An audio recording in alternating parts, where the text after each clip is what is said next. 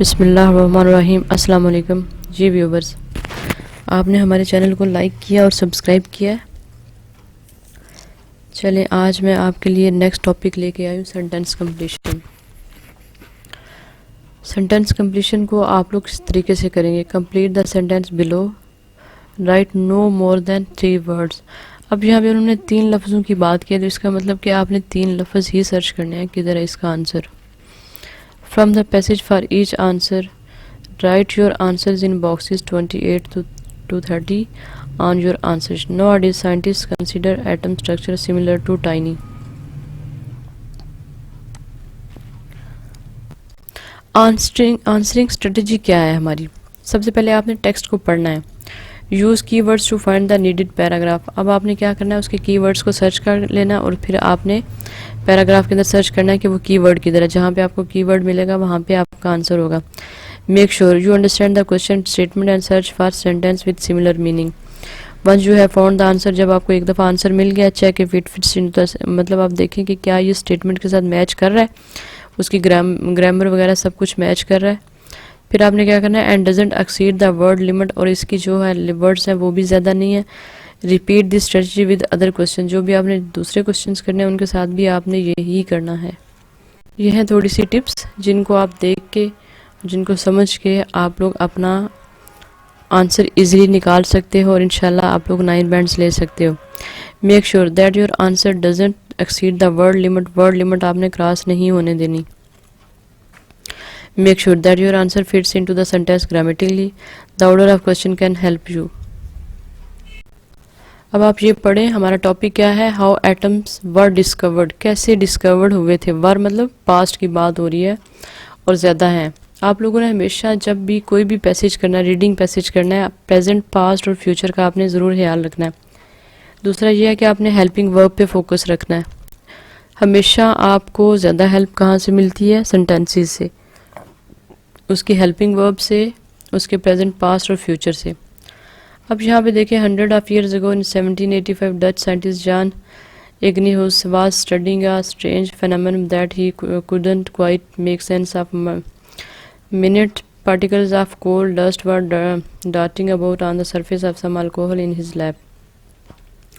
बाकी पूरा पैराग्राफ आप पढ़ लें। जो हमारे आंसर स्टार्ट हो रहे हैं वो हमारे 4th पैराग्राफ से स्टार्ट हो रहे हैं। यहाँ पे एक वर्ड है ब्राउनियन मोशन, ठीक हो गया। ये हमारा जो है, ये हमारा टाइटल है और साथ में हमारा पैराग्राफ स्टार्ट हो गया।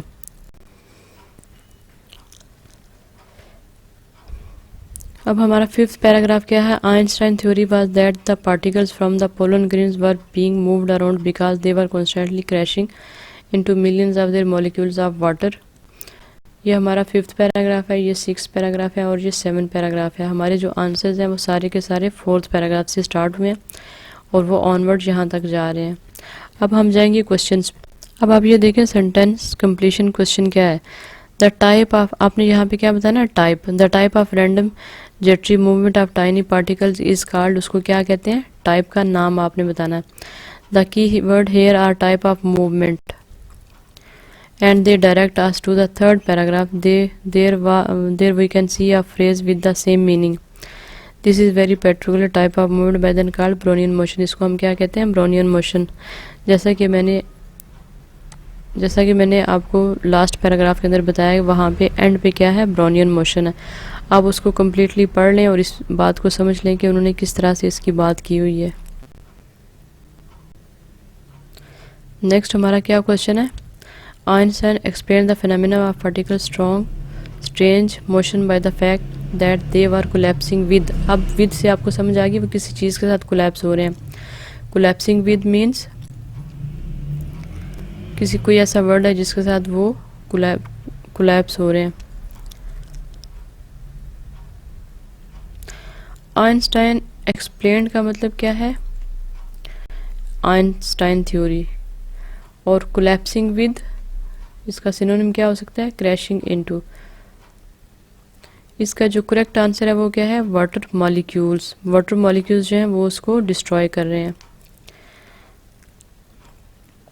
Einstein theory was that the particles from the pollen grains were being moved around because they were constantly crashing into millions of tinier molecules of water.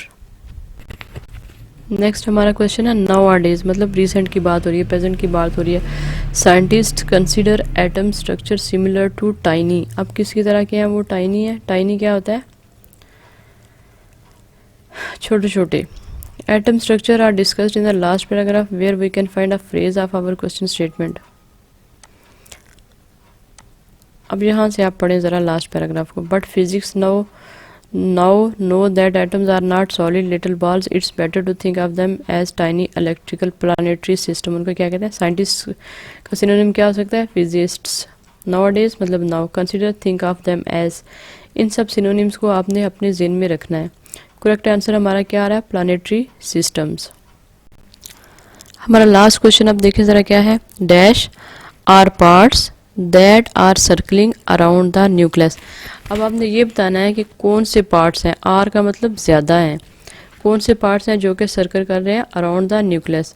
Again nucleus word is in the last paragraph. आपने word क्या ढूंढना है? Nucleus किधर लिखा हुआ है, ठीक है। उसके बाद आप सीधे अपने आंसर पे चलें। The electrons orbit this nucleus like planets knowing that circle. Around मतलब ऑर्बिट करना। क्या इसके इर्द गिर्द क्या चक्कर लगा रहा है? Electrons. Electrons are parts that circling around the nucleus. शुक्रिया व्यूवर्स, आप हमारे चैनल को लाइक करें और सब्सक्राइब करें और कमेंट करें। अगर कुछ आपको पसंद आए तो आप उसका अच्छा कमेंट करें, और अगर आपको कुछ पसंद ना आए तो उसके बारे में हमें सजेशन दें ताकि हम उसको आपके लिए चेंज करें।